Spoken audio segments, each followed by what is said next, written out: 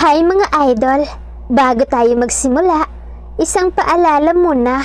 Ang kwentong ito ay isang fanfiction lamang na isinulat ni Breaker Dreamer at wala ito sa tunay na kwento ng slamdunk o anime.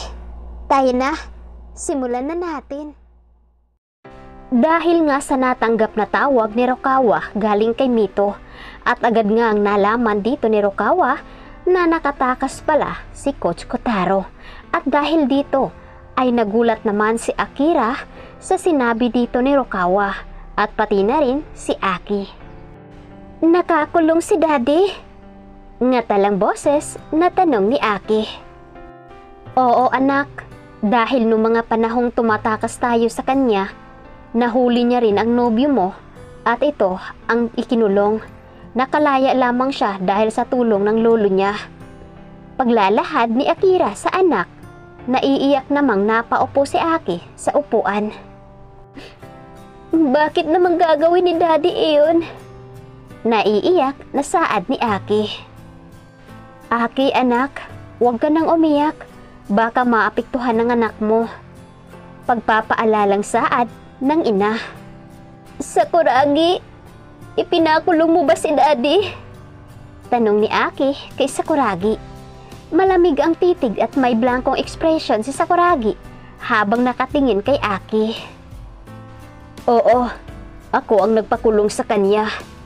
Anas ni Sakuragi na ikinahagulhol ni Aki. Tumayo ito at naglakad palabas ng dining area. Sakuragi, bakit mo naman sinabing ikaw ang nagpakulong kay Sir Kotaro? Alam mo namang ang lolo mo ang may gawa nun, di ba? May kasalanan din ang daddy ni Aki. Pinagbabayaran niya lamang ang ginawa nitong kasalanan. Pinapatakbo kasama ang tatay ni Mitsui. Bulalas ni Rokawa kay Sakuragi. Paano mo nalaman iyan? Sino ang nagsabi sa iyo ng mga iyan? Takang tanong ni Sakuragi kay Rokawa. Hindi mo na kailangang malaman pa ang bagay na iyan. Ang inaalala ko, ano ang dahilan niya kung bakit niya ginawang tumakas. Saad ni Rokawa kay Sakuragi. Kung ano pa man ang dahilan niya, sisiguraduhin ko na hindi mapapahamak si Aki at ang anak ko. Anas ni Sakuragi bago tiningnan si Lin ng seryoso. Sakuragi, saan ka pupunta? Paghabol ni Rokawa sa kaibigan, nang dali-dali itong lumabas sa dining area, sumunod si Butler Lee dito. Kailangan ko nang umuwi. Mag-isa lang si Lolo sa bahay. Saad ni Sakuragi kay Rokawa. Iniisip mo ba na baka doon tumungo ang daddy ni Aki? Saad ni Rokawa kay Sakuragi. Hindi naman nakapagsalita si Sakuragi, ngunit naiintindihan naman ni Rokawa si Sakuragi. Sige, mag-iingat ka. Ako na ang bahala sa kanila dito. Saad muli ni Rokawa kay Sakuragi. Tumango naman si Sakuragi dito. Lee, magpadala ka ng 5 tauhan na magbabantay dito. Make sure na may mga alam sa self-defense ang ipapadala mo. Ayoko na ulit maulit iyong nangyari sa mansyon. Ani ni Sakuragi kay Lee. Tumango si Lee kay Sakuragi bago ito tumawag sa headquarters ng kanilang mga tauhan. Hindi naman mapakali si Sakuragi sa kinauupuan. Isipin niya pa lamang na nakatakas si Kotaro sa kulungan. Tiyak napupuntahan nito ang lolo niya para gumanti. Napatiimbagang na lamang si Sakuragi bago madiing nakakuyom ang kamao. Pakibilisan muli, hindi ako mapakali.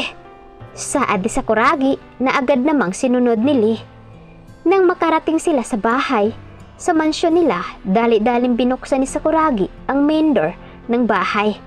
Nag-alala kasi siya para sa kanyang lolo na mag-isa lamang kanina. Lo! Tawag ni Sakuragi sa malakas na boses. Umeko ang boses ni Sakuragi sa loob ng mansyon, kaya nagsilabasan ang ilang maids at ang mayordoma. Nasaan po si Lolo? Tanong ni Sakuragi pabalik. Nasa silid niya na ho. Nagpapahinga. Kakatapos lamang po niyang kumain. Anito kay Sakuragi. Bumuntong hininga ng malalim si Sakuragi na makaramdam siya ng ginhawa dahil walang masamang nangyari sa kanyang lolo. Le, pakisabihan ng mga tauhan na dublihin ang pagbabantay mula sa likod, gilid at harapan ng mansyon para na rin masiguradong walang ibang makakapasok. Tumango si Lee sa sinabi ni Sakuragi bago ito naglakad patungo sa telepono. Nagmay-may-ari din si Don Fermin ng isang agency. Sige ho, pupuntahan ko lang po ang lolo sa kwarto niya. Magpahinga na rin ho kayo pagtapos nyo dyan. Tipid nga ngiting ani ni Sakuragi. Yumukod ang mga katulong habang nakangiti. Samantalang, nang makaakyat agad nang tinungo ni Sakuragi ang kwarto mismo ng kanyang lolo. Nang buksan niya ito, nakita niya itong nakahiga sa kama, kaya pinuntahan niya ito doon. Lo! Tawag pansin ni Sakuragi sa lolo. Mahimbing na natutulog ang lolo ni Sakuragi. Kaya payapa ang pakiramdam ni Sakuragi na okay lang ito. Aalis na sana siya upang makapagpahinga na rin nang mapansin niya ang red stain sa kaliwang bahagi ng kama ng lolo niya. Dali-dali niyang tiningnan ito at ganun na lang ang gulat niya nang makitang may dugo ang kama at ang tagiliran ng kanyang lolo. Lolo! Lo! Lee! Sigaw ni Sakuragi. Binuhat ni Sakuragi ang lolo niya. Dumating si Lee at ang ilang mga bodyguards. Nagulat sila sa dinatnan nila doon na punong-puno ng dugo si Don Fermin. Ano pang tinatayo nyo dyan? Dalhin na natin si lolo sa hospital. Sigaw ni Sakuragi na agad namang tinungo ng mga tauhan nila ang Don Fermin para mabuhat. Sir, ano pong nangyari? Nag-aalalang tanong ni Lee kay Sakuragi. Napahagod si Sakuragi sa kanyang buhok, dala ng frustration, takot at galit sa kung sinong gumawa nito sa lolo niya. Nakita ko na lang na may dugo sa kama ni lolo. Akala ko natutulog lang siya, pero may dugo sa tagiliran niya. May tumatraidor sa pamamahay natin. Saad ni Sakuragi, nagalit na galit. Bagamat punong-puno ng luha ang mata nito'y hindi makakaila ang takot at panlalamig ng titig dito. Sino po ang may gawa nito kay Don Fermin? Halos lahat naman po ng tauhan dito sa bahay ay well-trained at mapagkakatiwalaan. Saad ni Lee kay Sakuragi. Paiimbestigahan mo lahat ng mga tao dito sa loob ng bahay. Lahat ng mga taong may kinalaman sa nangyari sa lolo ko. Sa oras na malaman nyo kung sino, tawagin nyo ako at ako ang haharap sa kanila. Igting ang pangangani ni Sakuragi bago nilagpasan si Lee. Samantalang, sa loob ng 7 buwan, gumagawa na ng paraan si Sakuragi para ikaayos ng kanyang future kasama ang nobya at anak nito. Pero hindi akalain ni Sakuragi na oras din mismong iyon magagamit niya ang lahat ng koneksyon na meron siya para lamang matuto kung sino ang may kagagawa nun sa kanyang lolo.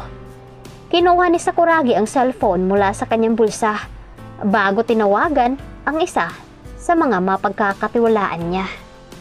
Yosh, Hanamichi, napatawag ka. Anas ng lalaki sa kabilang linya. Dos, kailangan ko ng tulong nyo. Pakiusapan mo na rin si Uno na tumulong. Gusto ko kaagad malaman ang resulta mamayang gabi.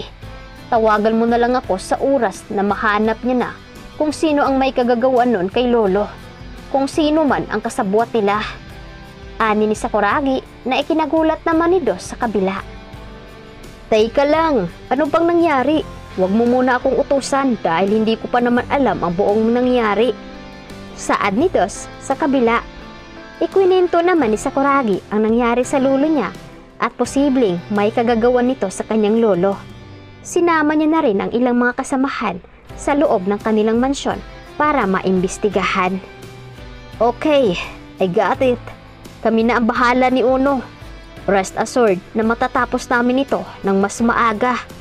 Nagpasalamat si Sakuragi sa kausap bago pinatay ang tawag. Tumungo naman si Sakuragi sa ospital kung saan dinala si Don Fermin. Lolo, sana okay ka lang. Dahil sa oras na iwan mo ako, hindi na ako magtitimbi at lahat idadamay ko sa ginawa nila sa iyo. Naiiyak na ani ni Sakuragi sa isipan nito. Ano nga kaya ang posibleng nangyari dito kay Don Fermin? Sino nga kaya ang salarin na posibleng ikakapahamak dito sa lulo ni Sakuragi? Kaya ito ang dapat nating aabangan mga fam sa nalalapit na rin na pagtatapos nitong story. At pasensya na dahil madala ang ating upload. Nagre-recover pa po kasi ako. See you on the next upload. Bye!